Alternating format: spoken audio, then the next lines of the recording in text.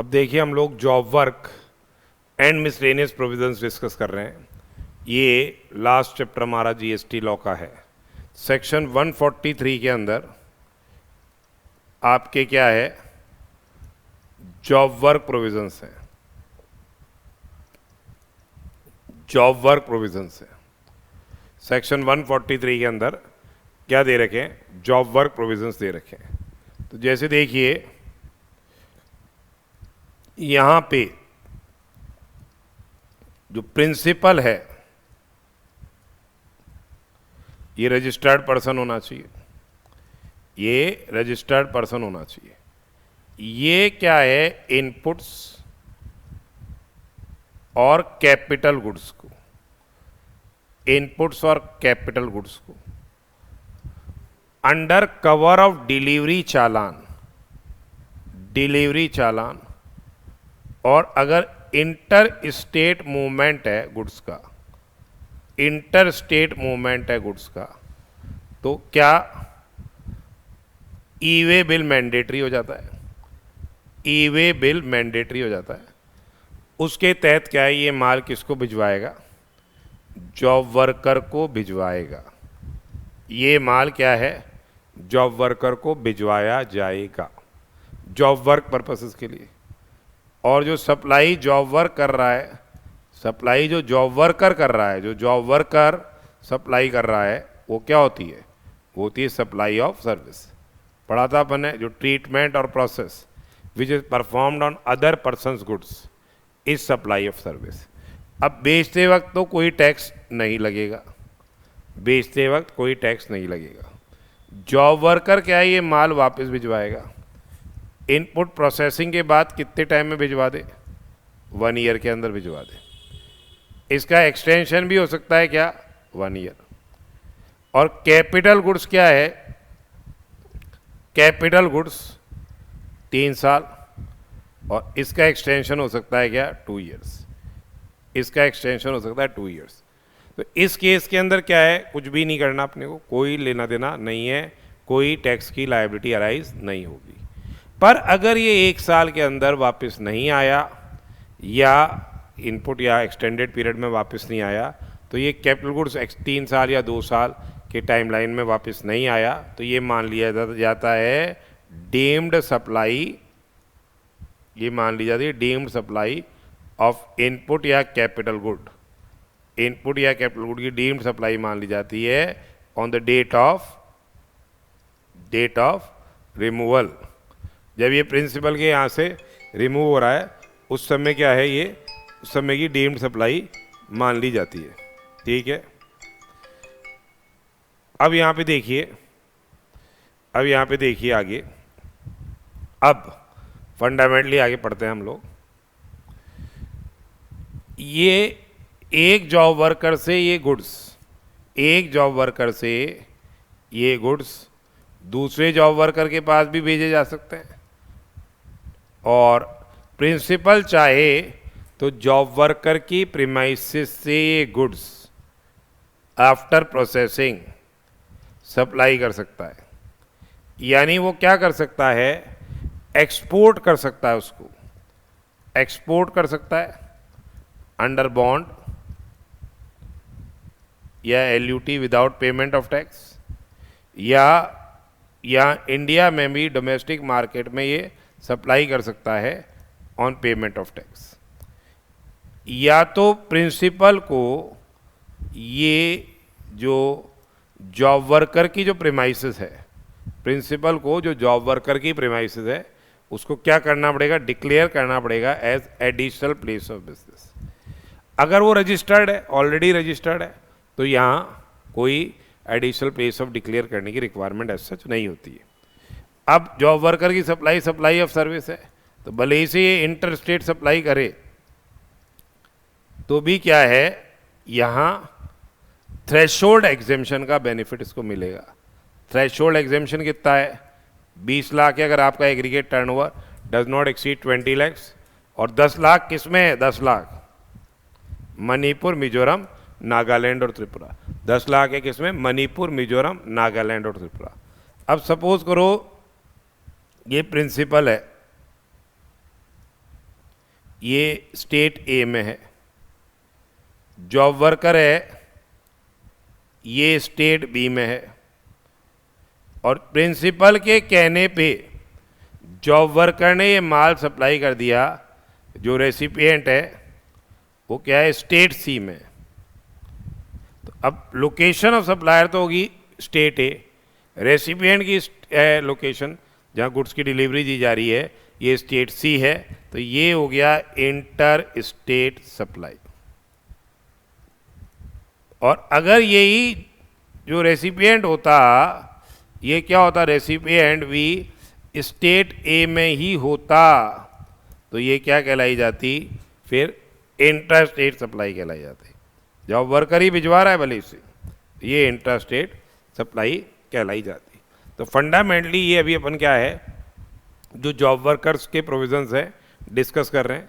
तो बेसिकली यहाँ जो सारा रिकॉर्ड मतलब लायबिलिटी एक तरह से किसकी है, ये प्रिंसिपल की लायबिलिटी है। तो अपन ने देखा कि भाई इनपुट या कैपिटल गुड्स जॉब वर्कर के यहाँ पे प्रिंसिपल रिमूव कर सकता है। और इनपुट या कैपिटल गुड्स क्या है, इनपुट या कैपिटल गुड्स, इनपुट या कैपिटल गुड्स डायरेक्टली भी सप्लायर की प्रीमाइसेस से किसके पास भेजे जा सकते हैं, जॉब वर्कर के पास भेजे जा सकते हैं। ये प्रिंसिपल है, इसके कहने पे इसको बोलते हैं बिल टू शिप मॉडल। ठीक है, तो ये अभी अपन ने डिस्कशन किया यही चीज़ जो अभी ऑलरेडी हम डिस्कस कर चुके थे वो। उसके अलावा देखिए, principal is required to keep proper records. Principal is required to keep proper records. Deemed supply of inputs के बारे में हम बात कर ही चुके कि अगर ये inputs एक साल के अंदर या एक्सटेंडेड पीरियड ऑफ एक साल और दे दिया, उसमें वापस नहीं आए, तो ये मान लिया जाएगा कि प्रिंसिपल ने ये सप्लाई कर दिए इनपुट जॉब वर्कर को जब वो रिमूव हुए थे, और उसको टैक्स देना पड़ जाएगा एंड इंटरेस्ट देना पड़ेगा at rate of 18% per annum. Capital goods के लिए भी यही स्थिति है, पर ये जो रिटर्न की कंडीशन किसके लिए अप्लाई नहीं होती, जो जिग्स हैं, फिक्सचर्स है, इन पे ये रिटर्न की कंडीशंस क्या है, अप्लाई नहीं हो रही है। मोल्स है, डाइज है,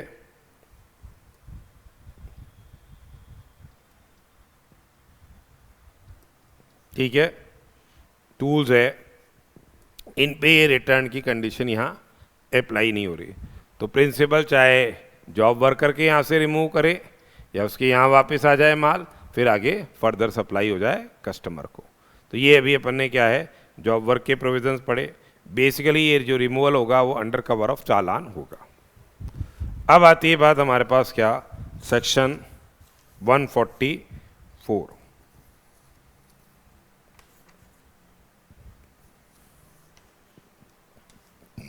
सेक्शन 144 क्या बोलता है,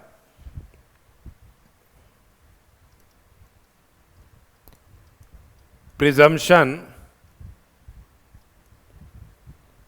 as to documents in certain cases, as to documents in certain cases, presumption as to documents in certain cases।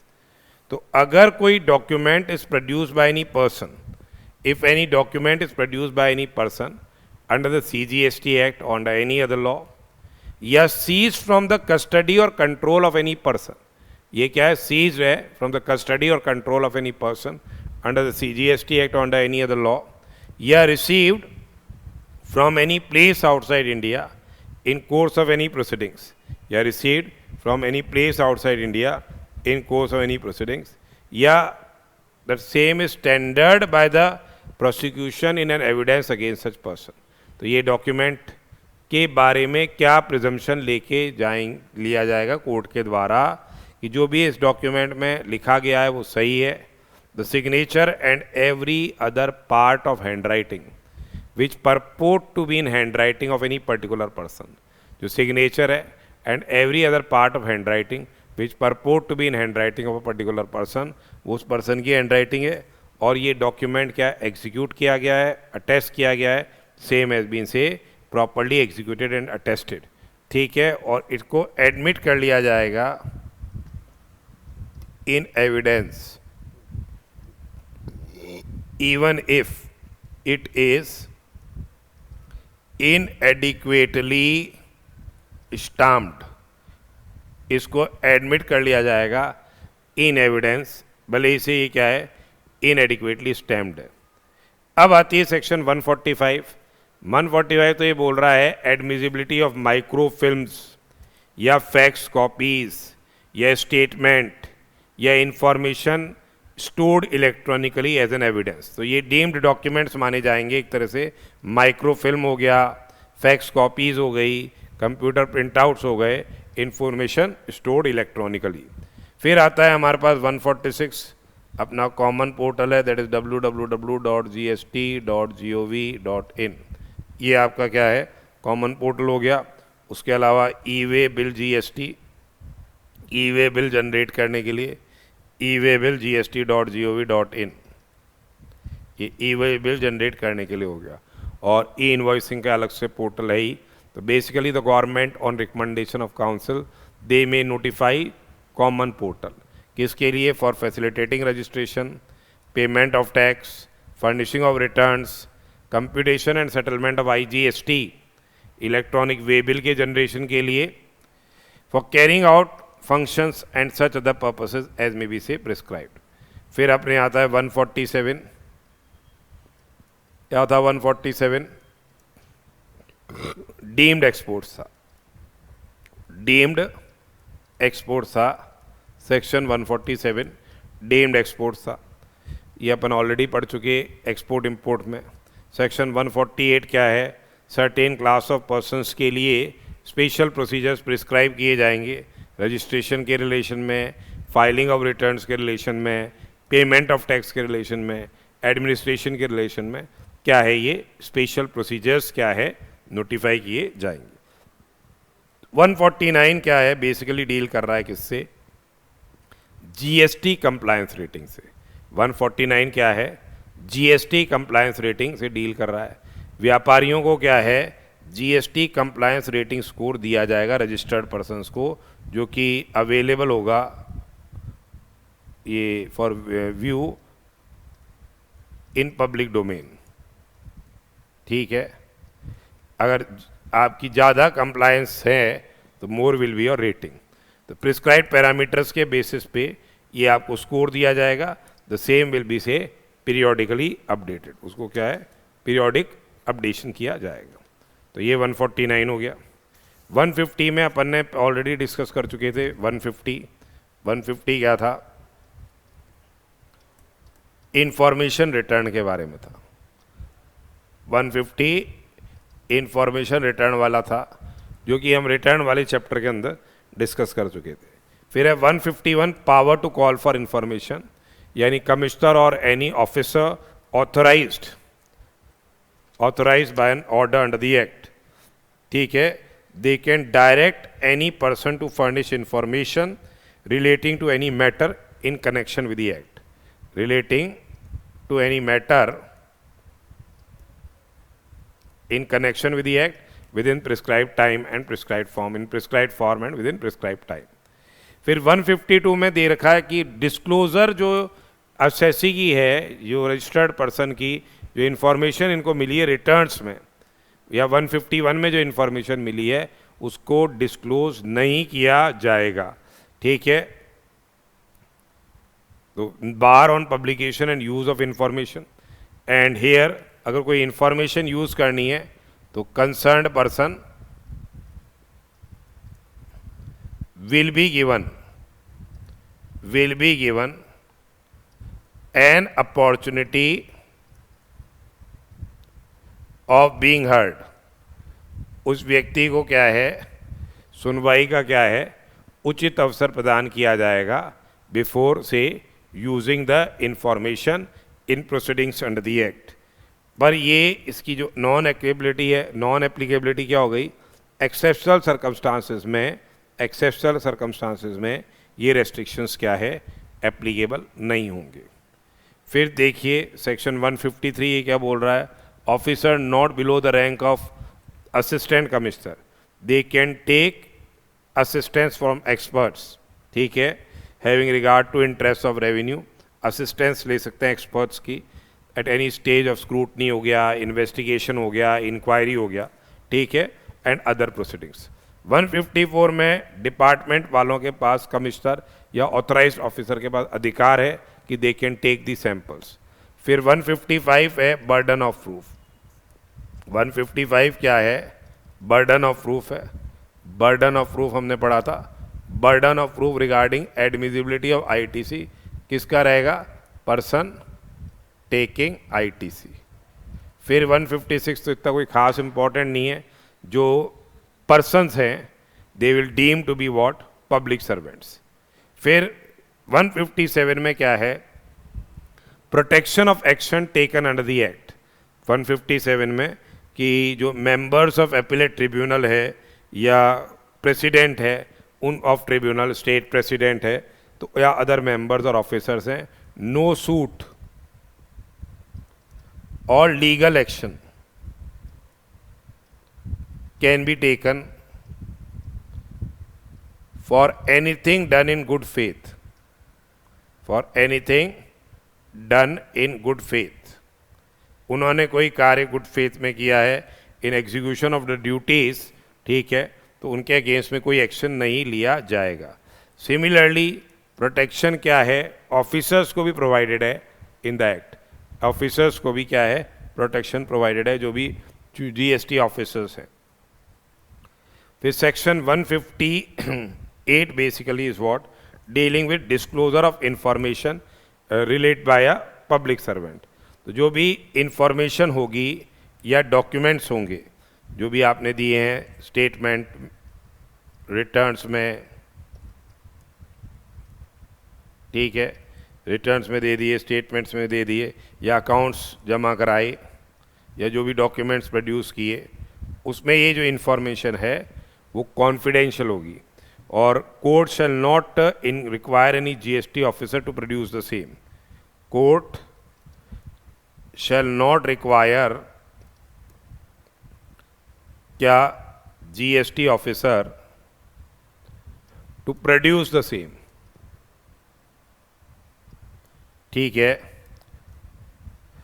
अब यहाँ पे ये जो इंफॉर्मेशन है कब प्रोड्यूस की जाएगी, जब प्रोसिक्यूशन की प्रोसीडिंग्स चल रही हों, for carrying out the objects of the act, जब प्रोसिक्यूशन की प्रोसीडिंग्स चल रही हो for carrying out the object of the act, for service of notice और recovery of demand, for service of notice और रिकवरी ऑफ डिमांड, और से furnishing to court in proceedings where government is party, for furnishing to court in proceedings where say government is party, for audit of tax receipts of refunds, ठीक है, tax receipts या refunds की audit करनी हो, GST officer का जो conduct है उसकी अगर इंक्वायरी चल रही हो, फॉर एनेबलिंग लेवी या रियलाइजेशन ऑफ एनी टैक्स या duty, for lawful exercise of the powers, कोई प्रोफेशनल मिसकंडक्ट का चार्ज किसी प्रोफेशनल पे लगाए उसकी इंक्वायरी के रिलेशन में, डेटा एंट्री करोगे ऑटोमेटेड सिस्टम में तब ये इन्फॉर्मेशन यूज़ होगी। अंडर एनी अदर लॉ अगर गवर्नमेंट का ऑफिसर मांगता है तब देनी होगी, या इन पब्लिक इंटरेस्ट क्या है ये इन्फॉर्मेशन क्या है देनी होगी। That is 158। फिर 159 is basically publication of information in respect of certain, in respect of persons in certain cases. तो देखिए अगर कमिश्नर है या ऑफिसर ऑथराइज्ड है, या ऑफिसर ऑथराइज्ड है, वो क्या करेगा, ये इंफॉर्मेशन पब्लिश कर सकता है कि ये पर्सन था, इसके अगेंस्ट में ये प्रोसिक्यूशन की प्रोसीडिंग्स हुई हैं, इसका नाम पता अखबार में क्या है प्रकाशित किया जा सकता है, ठीक है। और अगर अपील है उस ऑर्डर के अगेंस्ट में, तो जब तक अपील का फैसला नहीं हो जाता, जब तक अपील का फैसला नहीं हो जाता तब तक पब्लिकेशन नहीं होगा, जब तक अपील का फैसला नहीं हो जाता तब तक पब्लिकेशन नहीं होगा। और अगर अपील फाइल नहीं की गई है तो जब तक time limit for filing the appeal do not expire, अगर अपील फाइल नहीं की है तो जब तक the time limit for filing से अपील डू नॉट एक्सपायर। उसके अलावा जो names of directors and partners etcetera वो भी क्या हो जाएंगे, पब्लिश किए जाएंगे। फिर आगे देखिए सेक्शन 160 क्या कहता है कि अगर कोई मियरली प्रोसीजरल इन्फ्रैक्शन हो गई है तो जो आपका असेसमेंट प्रोसीडिंग्स वगैरह हैं या जो नोटिस है, असेसमेंट है, रीअसेसमेंट है, एडजुडिकेशन है, अपील है, रिवीजन है, रेक्टिएशन है, समन्स है, नोटिसेस हैं, ये इनवैलिड नहीं होंगे merely on basis of procedural infarction. और अगर आपके कोई नोटिस या ऑर्डर या कम्युनिकेशन आपको सर्व हुआ है जिसको आपने एक्ट कर लिया और आपने पहले फर्स्ट जब वो सर्व हुआ था तब आपने उसकी सर्विस पे कोई क्वेश्चन मार्क रेज नहीं किया था, तो वो नोटिस, ऑर्डर, समन्स एक्सेट्रा वो क्या माने जाएंगे, कम्युनिकेशंस क्या माने जाएंगे, वो वैलिड माने जाएंगे। फिर 161 is very very important, this is very very important. ये 161 डील कर रहा है किससे, rectification of errors apparent on face of record. ये rectification of errors which is apparent on face of record, कौन कौन से डॉक्यूमेंट्स क्या हैं जो कि आप रेक्टिफाई कर सकते हो, जो कि डिसीजंस हैं डिपार्टमेंटल अथॉरिटीज़ रेक्टिफाई करेगी, ऑर्डर्स हो गया, नोटिस हो गया, सर्टिफिकेट हो गया, any other document, these can be से रेक्टिफाइड। ठीक है, कौन सी अथॉरिटी रेक्टिफाई करेगी, जिसने भी ये डिसीजन, ऑर्डर, नोटिस, सर्टिफिकेट दिया या डॉक्यूमेंट्स जारी किए वो क्या करेगी, रेक्टिफाई करेगी। रेक्टिफाई कब हो रहा है, जब मिस्टेक है is apparent on face of record. ठीक है, mistake is apparent on face of record. ये क्वेश्चन ऑफ फैक्ट हो सकता है,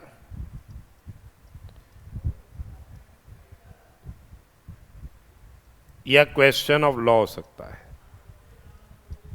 पर it should not be debatable issue, it should not be debatable issue.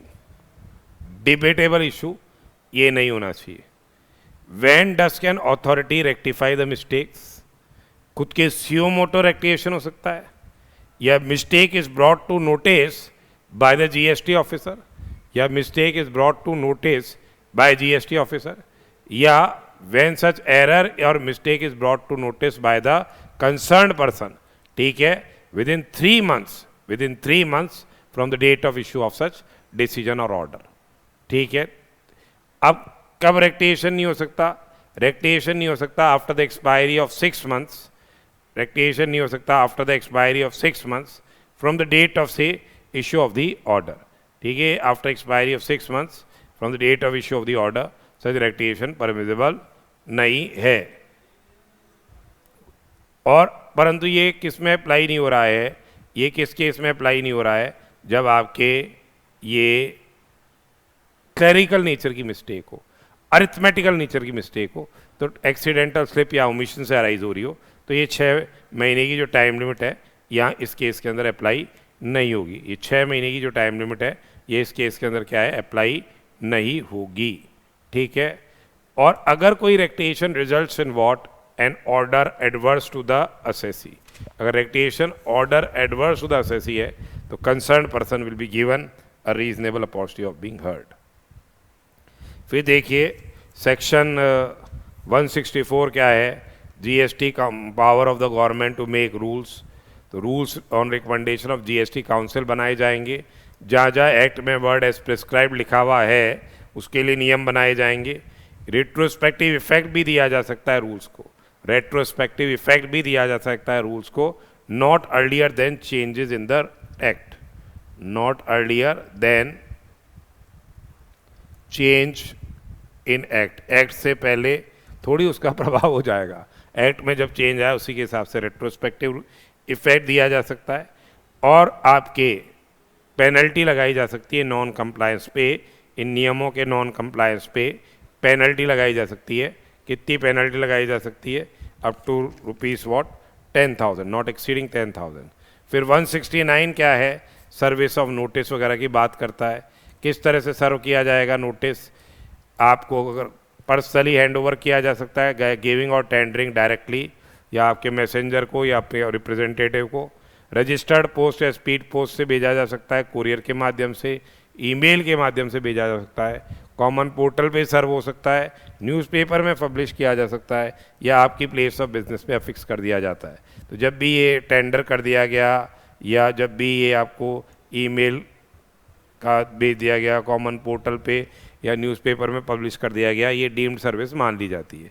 और रजिस्टर्ड पोस्ट या स्पीड पोस्ट में जो नॉर्मल टाइम लगता है, normal time taken in post, इस समय ये क्या है, डीम्ड सर्विस क्या है, इसकी मान ली जाएगी। अब जो 170 rounding off tax interest penalty की बात करता है, तो देखिए जो टैक्स है, इंटरेस्ट है, पेनल्टी है, फाइन है, any other sum payable under the provisions of the act, refund है, या any other sum due under the provisions of the act, उसको क्या है, हमको राउंडिंग ऑफ का प्रिंसिपल रहता है। 50 पैसे या उससे ज़्यादा है उसको राउंड ऑफ किया जाएगा 1 रुपये में, और अगर 50 पैसे से कम है तो उसको क्या कर दिया जाएगा, इग्नोर कर दिया जाएगा। 50 पैसे से कम है तो इग्नोर कर दिया जाएगा। फिर है सेक्शन 172।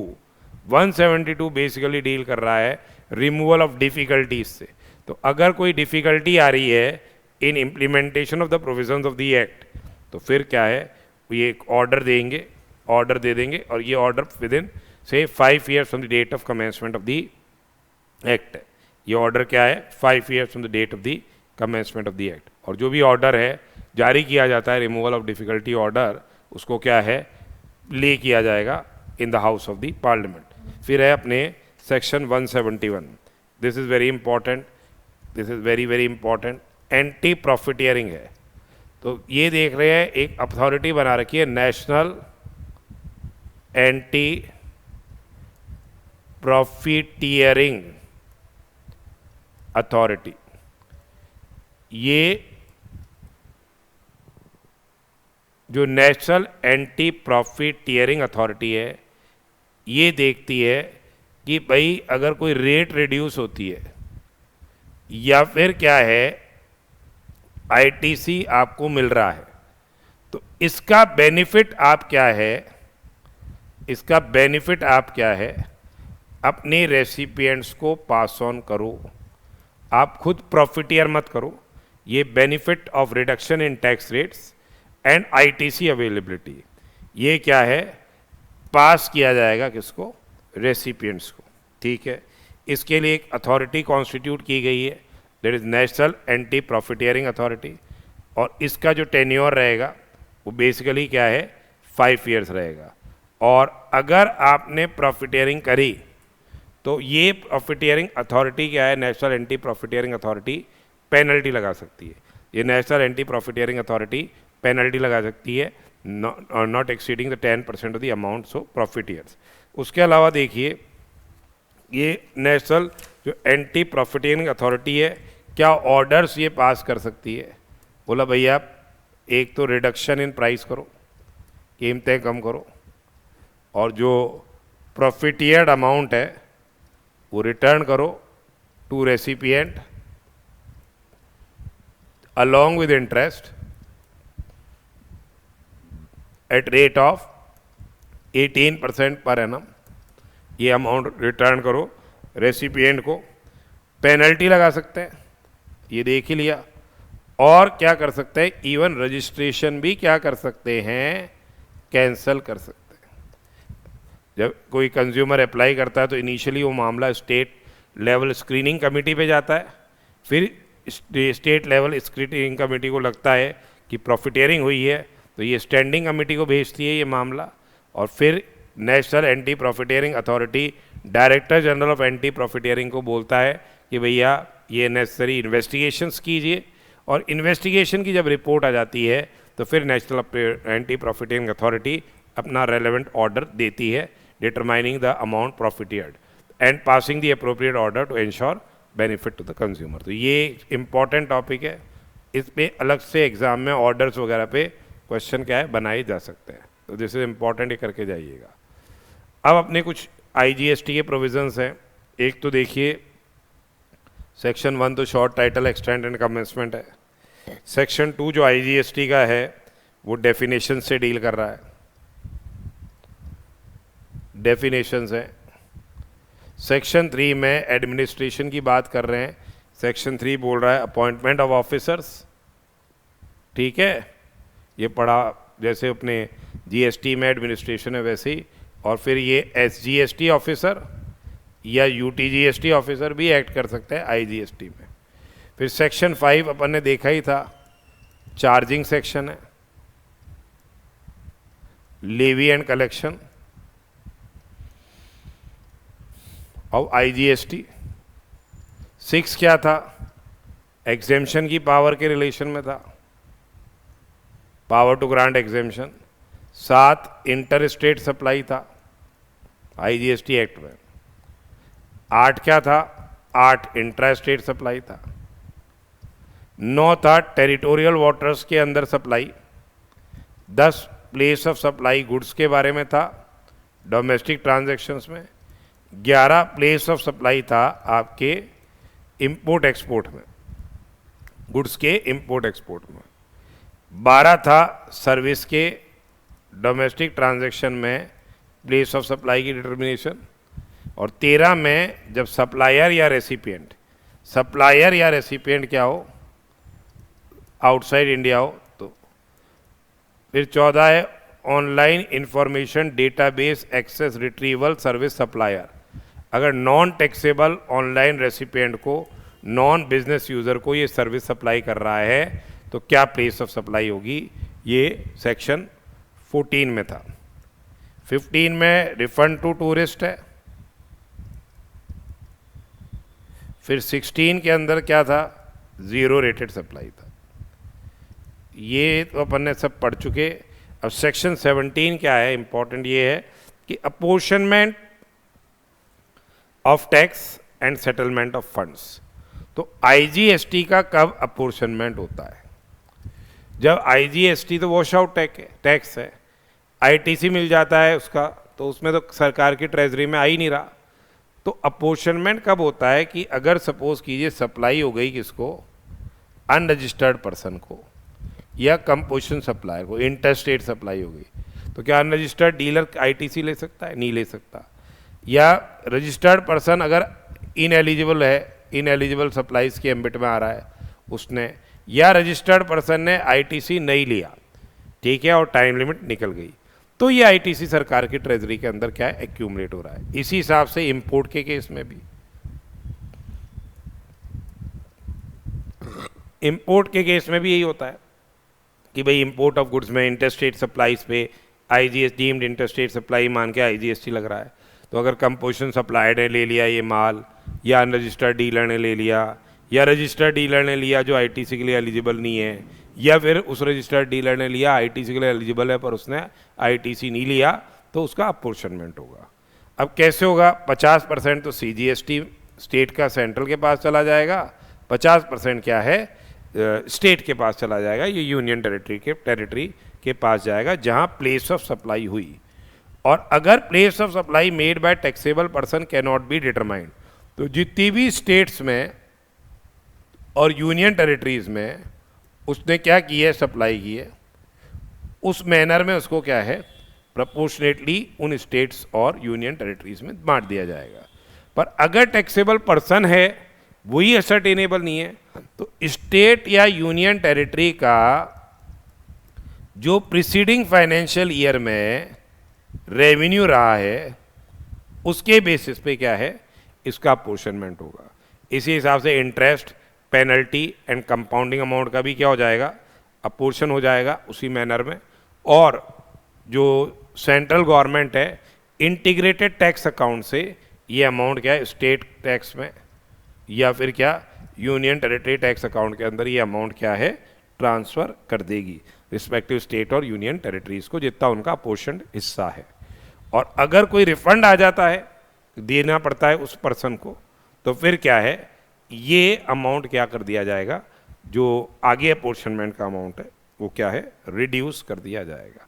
तो ये अभी अपन ने मेजर आईजीएसटी के प्रोविजंस भी डिस्कस कर लिए हैं। तो ये लास्ट हमारा चैप्टर था miscellaneous provisions and job work provisions. Job work supply important है एग्जामिनेशन पॉइंट ऑफ व्यू से, उसको अच्छे से करके जाइएगा।